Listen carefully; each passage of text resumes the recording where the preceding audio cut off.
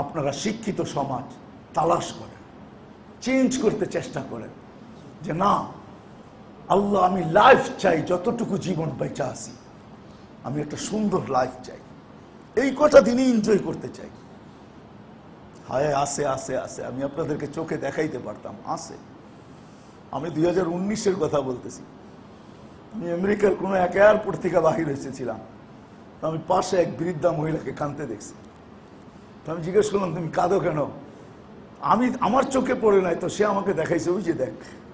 তা আমি দেখতেছি এক মুসলমান সন্তান দাড়ি টুপিওয়ালা হয় তার মাকে হুইল চেয়ার থেকে কোলে করে উঠায় গাড়িতে বসাইতেছে, আর এক ইংরেজ মহিলা দূরে বসে বসে কাঁদতেছে। তা আমি বললাম, সে আমাকে দেখাইছে দেখ সন্তান মাকে কিভাবে কোলে করে উঠায় বাচ্চার মতো গাড়িতে বসায়, আমার সন্তান কোথায় হারায় গেছে আমি জানি না। তারাও বুঝতে চেষ্টা করছে যে এটা লাইফ না, এটা লাইফ না। আমাদের জীবনটা জীবন না, আমাদের জীবনটা জীবন না। আমরা লাইফের এনজয়, এটার নাম এনজয় না, যেটাকে আমরা এনজয় মনে করি ওটার নাম এনজয় না। এটা থিওরি না। আমার জীবন আমি কাটাবো, যেমন খুশি তেমন কাটাবো, এটা কোনো থিওরি না। আমার জীবন আমি কাটাবো, যেমন খুশি তেমন কাটাবো, এটা কোনো সহি সুস্থ ব্রেনের থিওরি না। আপনি আমাকে বুঝাইতে পারবেন না, এটা কোনো সুস্থ ব্রেনের কি না। হ্যাঁ, কোন সুস্থ শিক্ষিতর থিওরি না। শিক্ষা যদি আলো হয় তাহলে এটা কোনো থিওরি, শিক্ষিত মানুষের থিওরি হতে পারে না। আমার জীবন আমি কাটাবো, যেমন খুশি তেমন কাটাবো, এটা কোনোদিন হইতে পারে না। যদি একজন মানুষ এটাকে বলে যে শিক্ষা আলো, তাহলে আমাকে বুঝাইতে পারবে না যে এটা কোন শিক্ষিত লোকের থিওরি হইল, তার কাছে কিসের শিক্ষা। আমার জীবন আমি কাটাবো, যেমন খুশি তেমন কাটাবো। কে বলছে তোমার জীবন এটা তোমার? কে বলছে? কোত্থেকে পাইলা যে তোমার জীবন তোমার?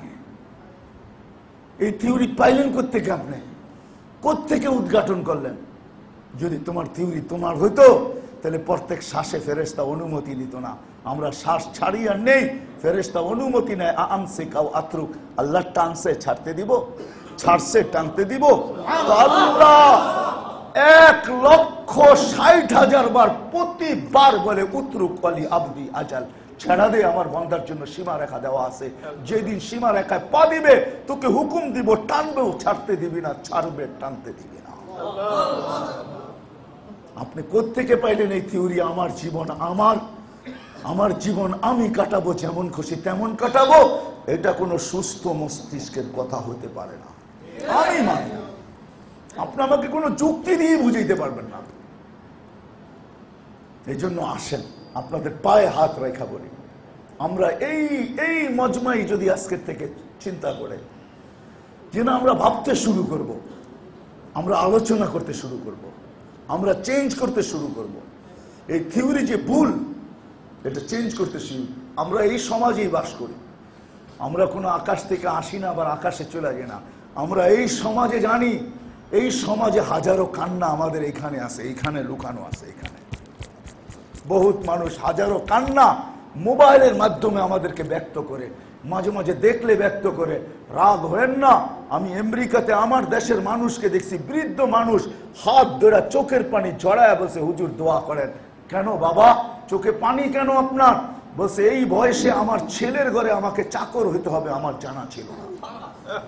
আমার ছেলে তো আমাকে গ্রিন কার্ড দিয়ে নিয়ে আসছে রিটায়ারমেন্টের পরে, কিন্তু আমি যে চাকর হিসাবে আসছি এটা আমার জানা ছিল না।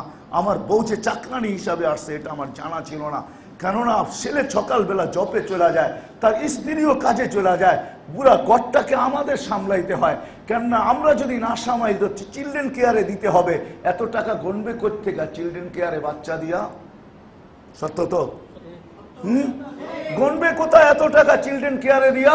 আমাদেরকে নিয়ে আসছে বাচ্চাগুলো সামলানোর জন্য, ঘরটাকে দেখার জন্য। ওরা বিকালবেলা ফিরে আসবে, আমি বাজার করব, আমার স্ত্রী চাকরানির মতো পাক করবে। আমাদের কি এখন এই বয়স আছে বাবা? যদি নুন একটু কম হইলো তো ছেলে যদিও চেহারা কালো করে মুখ দিয়া কিছু বলে না, কিন্তু পুত্রবধূ তো বলেই ফেলে তোমাদেরকে গ্রিন কার্ড দিয়ে নিয়ে আসলাম, আমাদের ঘরটা সামলায় রাখতে পারো না, আমরা তোমাদের জন্য সারাদিন খাইটা বেড়াই। ও বাবা দোয়া করো একটু, আমার শেষ বয়সে এসে চাকর হইতে হইলো, আমার জানা ছিল না। এই কান্না আমার এখানে সেভ করা আছে। এই কান্না রাগ হবেন না আমার উপরে আপনারা, আমার এখানে সেভ করা আছে। কম্পিউটার থেকে যেরকম পেন ড্রাইভ দিয়ে আনা যায়, আমার এখান থেকে যদি আনা যায় তো তাহলে আমি ছেড়া দিয়ে দেখায় দিতাম, পর্দায় দেখায় দিতাম যে কত কান্না এখানে রাখা আছে। আপনাদের পায়ে হাত রেখা বলি, আসেন আজকের থেকে আমরা ভাবি, ভাববো তো, চিন্তা করবো তো, ওই আদর্শ নিয়ে মোহাম্মদুর রাসূলুল্লাহ ওই লাইফ স্টাইল নিয়ে আসছেন, ওই লাইফ নিয়ে আসছেন, ১৬ লক্ষ মডেল তার করে দেখায়। আমরা ভাবি আমরা বড় এডুকেটেড, আমরা বড় পয়সাওয়ালা। আর আব্দুর রহমান ইবনে আউফ রাদিয়াল্লাহু তাআলা আনহু যখন মারা যায় তখন ওনার প্রপার্টি না, ওনার ক্যাশ টাকা ছিল ৪৭ লক্ষ কোটি টাকা। আপনার বাংলাদেশের বাজেট কয় টাকা হয়?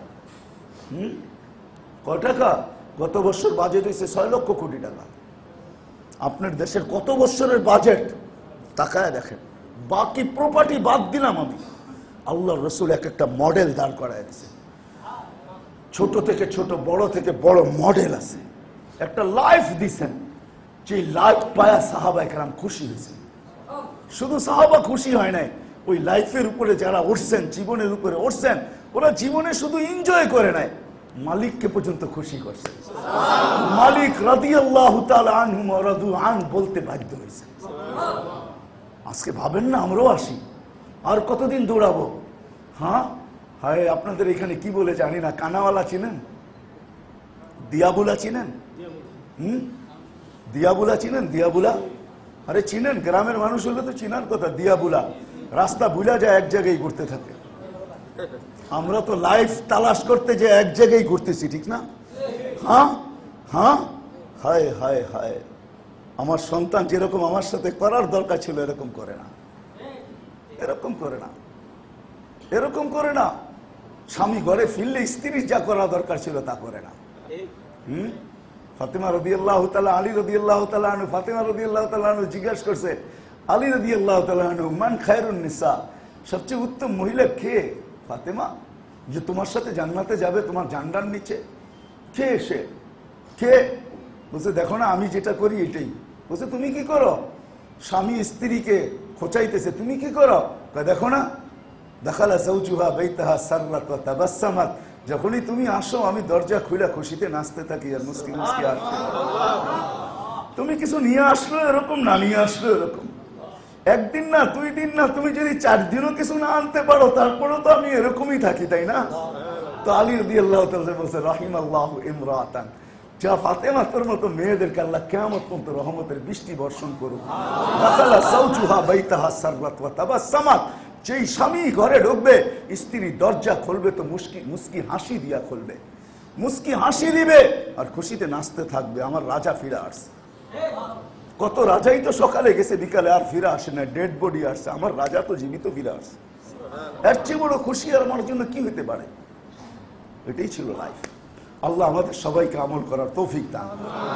আবার কখনো সময় পাইলে ইনশাআল্লাহ আসবে। আল্লাহ আমাদের সবাইকে আমল করার তৌফিক দান করেন। ওয়া মা আলাইনা ইল্লাল বালাগ।